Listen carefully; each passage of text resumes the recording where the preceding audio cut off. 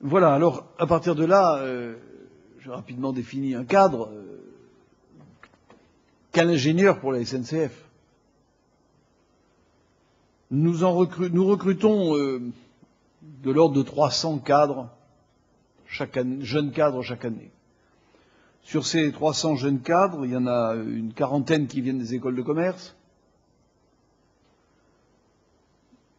80 de l'université,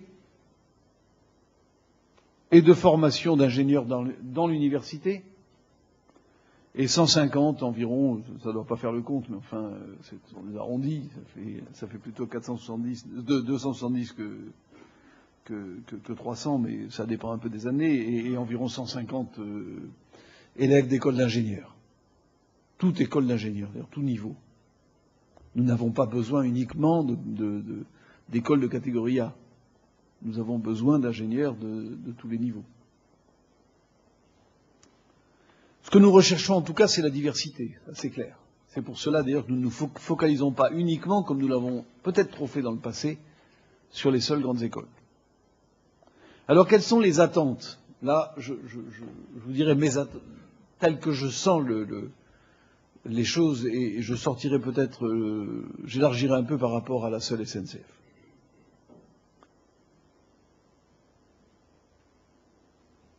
Nous n'avons pas de demande, sauf spécialité, nous n'avons pas de demande hyper pointue.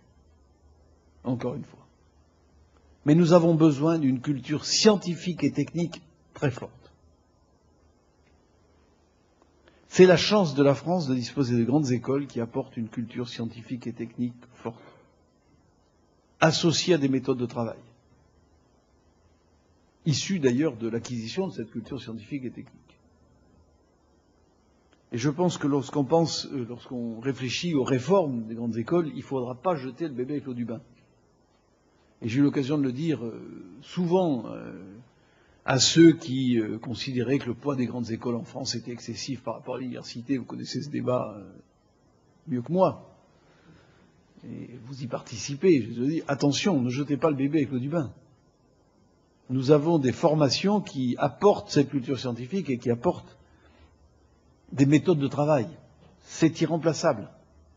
Ça fait du produit français, même si, vous savez que nos grandes écoles ont un problème de reconnaissance internationale très sérieux, vraiment très sérieux actuellement. Il n'y a qu'à voir le classement de Shanghai. Mais nous savons aussi que le produit, l'ingénieur français est apprécié.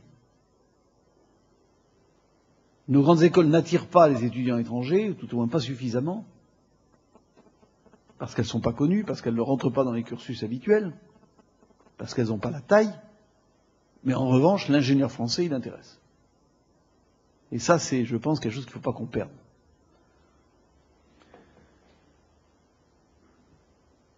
Une forte culture scientifique et technique et une ouverture sur le monde. Je reviendrai sur cette question du management. Je vous dirai ce que je pense du management dans les écoles d'ingénieurs. Mais l'ouverture sur le monde, elle est nécessaire. D'abord, l'apprentissage des langues. Il y en a une, malheureusement, qu'il faut connaître, en dehors du français, auquel je conserve un certain attachement, c'est l'anglais.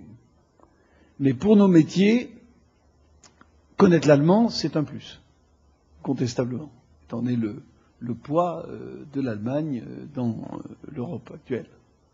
Et le fait que les Allemands souhaitent de plus en plus parler allemand.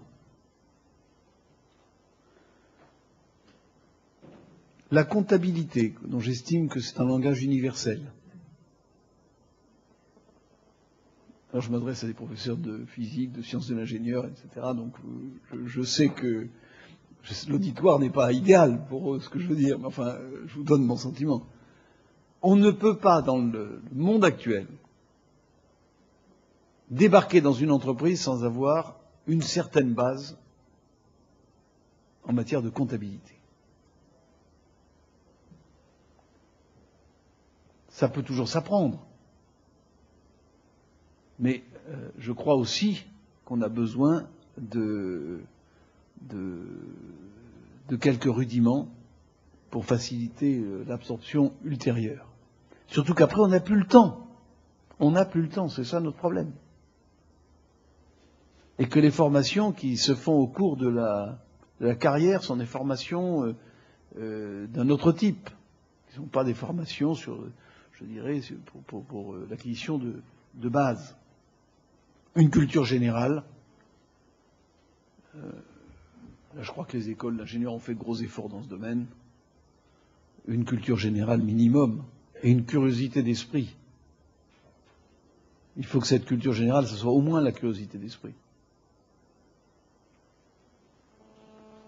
Et puis, nous souhaitons avoir des jeunes qui ne découvrent pas totalement l'entreprise. D'où l'importance des stages pour nous. Je reviendrai d'ailleurs sur ce point. Les doubles formations, on aime bien. J'y reviendrai d'ailleurs à propos du management. Je préfère qu'on fasse faire du management par les écoles dont c'est la spécialité, plutôt que par les écoles d'ingénieurs. Mais il y a débat. En tout cas, les doubles formations, ça peut être pas mal. Voilà mon censeur qui rentre. Patron de centrale, donc je vais maintenant être extrêmement prudent.